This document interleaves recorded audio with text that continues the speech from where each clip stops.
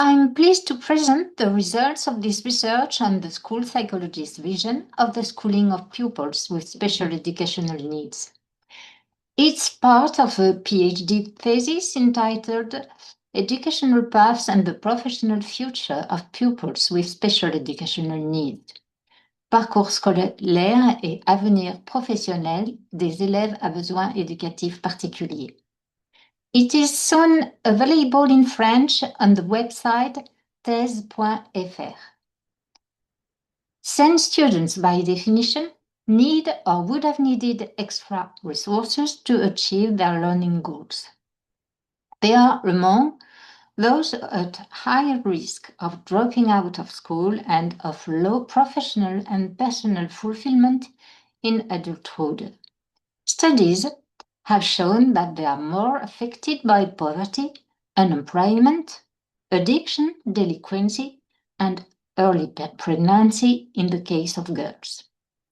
That's why it's so important for us to take a closer look at the particular problems faced by these young people, aiming to promote their schooling and future prospects for them, for education systems, and for society as a whole.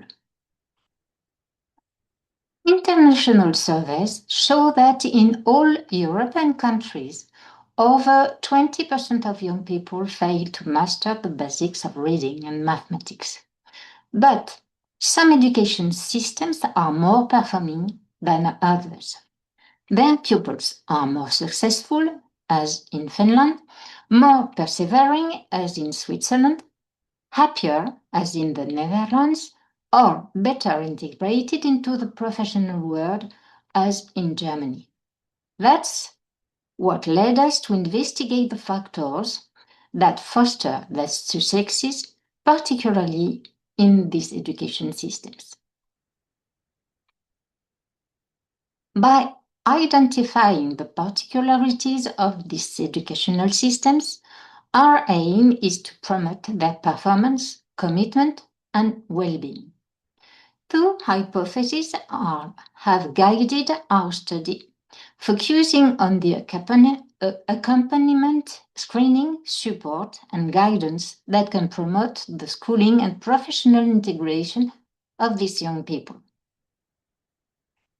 Hypothesis 1, the screening process and lasting support given to the students is essential, as it can help them to persevere and make progress.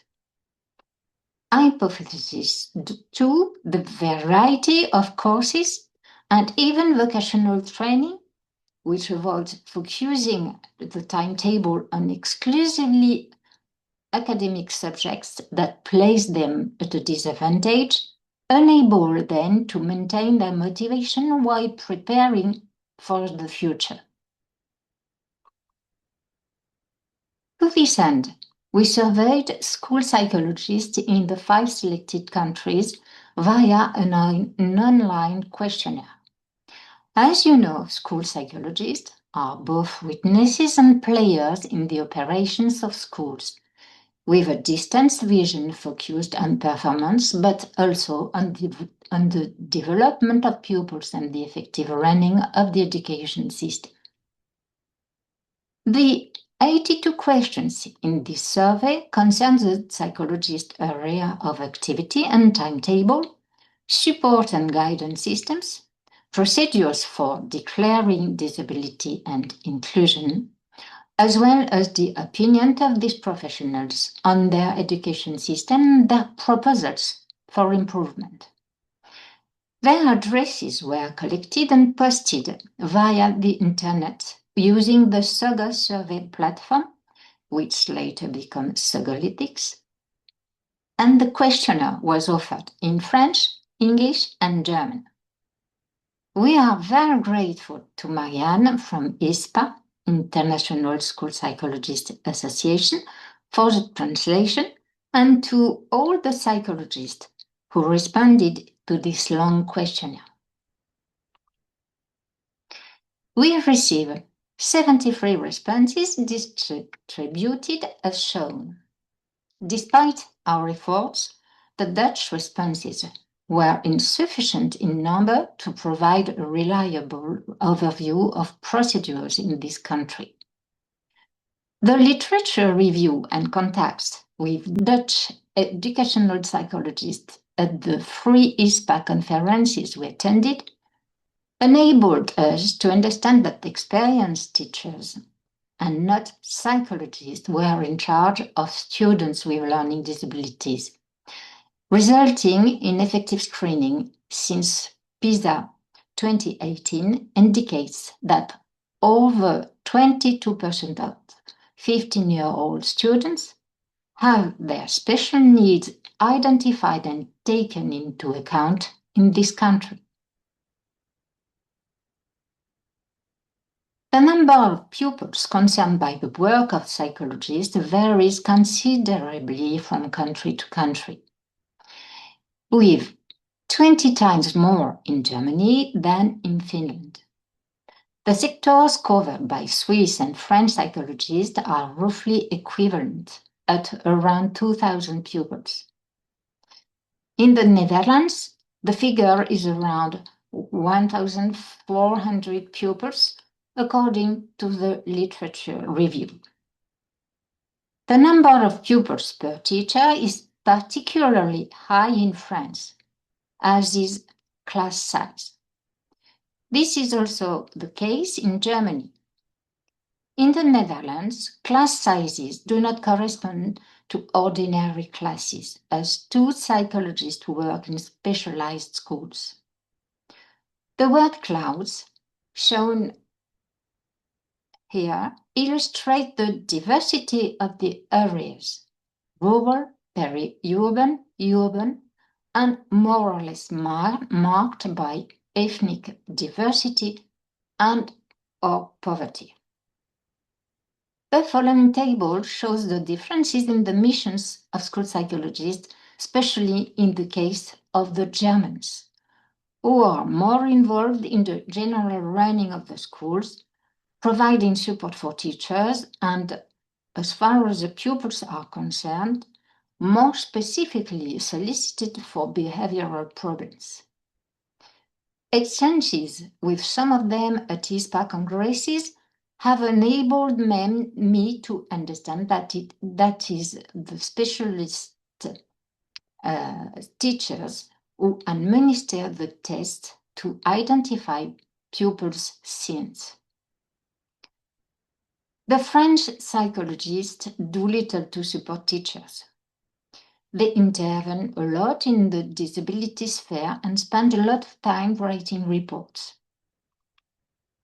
The Finnish psychologists are involved in all the proposed areas of activity. This is certainly due to the small size of their sectors. The Dutch psychologists, of whom 2 of the 5 respondents work in specialized establishments, take part in orientation committee, which is somewhat the case in Finland and not at all in the other 3 countries.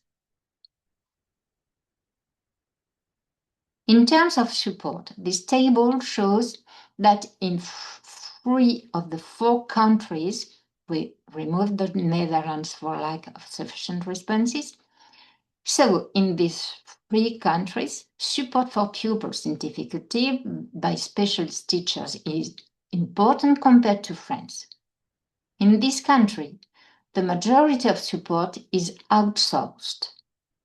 So speech therapy, psychomotricity, occupational therapy, etc. take place outside the school and are managed by parents. Conversely, one can note the importance of the support provided to students in difficulty in Finnish schools and colleges, and the limited use of external aid. We can also note the presence of social workers and special classes in the schools. A second point concerns decision-making bodies.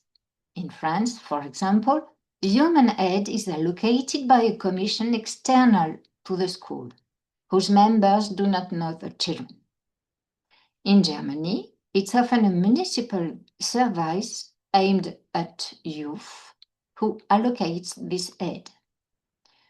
In other countries, the school may decide to grant this assistance. The question of how to detect and treat ADHD is a fundamental one for schools, given the difficulties these students can present in adapting to school life. As you know, these difficulties can reach the point of preventing the class from running smoothly and can exhaust a teacher or even an entire teaching team. In the DEMSAR graphs used here to represent the results, each country is positioned according to its median, and countries whose medians are not significantly different in the post-hoc test are connected by a line. We can see here that Finnish and German psychologists appear satisfied on this subject, but not the French. A Swiss psychologist points out that including some of these students is not the best option. When it comes to disability recognition and inclusion, Switzerland and Finland are systematically better placed, while French and German psychologists express reservations. A Finnish psychologist offers a key to better support for successful inclusion: the possibility for teachers themselves to manage the support to be provided, including recourse to specialized assistance. The section of the questionnaire dealing with orientations shows that classroom activities help children to get to know themselves better in Finland and Switzerland, and that teachers are trained to facilitate this process. According to school psychologists, students in these countries have sufficient opportunities to change pathways, and the education system is considered effective in ensuring that all young people enter the job market. This is not the case for students in France. However, it should be noted that the psychologists who responded mainly work in primary education. This systematic separation of primary and secondary education is a characteristic of French psychologists. According to school psychologists, teachers in the four selected education systems are sufficiently well trained to teach students with learning difficulties. French and German psychologists note that teachers' opinions are insufficiently taken into account, while Finnish psychologists confirm the trust placed in teachers in this country. This is regularly mentioned in the literature review. When it comes to an overall assessment of their education system, the Swiss and Finnish psychologists confirm that their system is performing rather well on the 4 points explored by this study: learning, student well-being, dropout prevention, and quality of professional integration. In conclusion, a substantial resource is allocated to supporting students with special educational needs in Finland, confirm the first hypothesis of our study. And the screening process and ongoing support provided to these students is essential. On the other hand, Finnish and Swiss school psychologists emphasize the importance of the efforts made by teachers to help children get to know themselves better, and by parents to identify their child's profile through the variety of activities on offer. They consider that country to be a top performer in ensuring the professional integration of its pupils. Combined with the low school dropout rate in these countries, particularly Switzerland, this result validates hypothesis 2. The variety of courses and vocational training available enables students to maintain their motivation while preparing for the future. This study on educational systems, based on school psychologists' responses, provides some useful information. But the subject is vast and the comparisons are complex. Further exploration of the subject would be beneficial as questions remain. The 4 systems chosen for their different performance criteria are all decentralized. What are the advantages of a decentralized system over a centralized one? The roles of school psychologists vary from country to country and overlap with those of specialist teachers. How can we determine the roles and responsibilities of each more precisely to ensure ideal operation? Compared with France, where there's still a great deal of reluctance, what factors have facilitated recognition of learning disabilities in Finland? How has the importance of supporting students with neurodevelopmental disorders been so widely recognized in this country? How is this related to the trust placed in the teachers? How does Switzerland attract high-achieving students to vocational training? How does Germany manage to integrate so many disadvantaged pupils into the world of work? Why are Dutch students the happiest in Europe?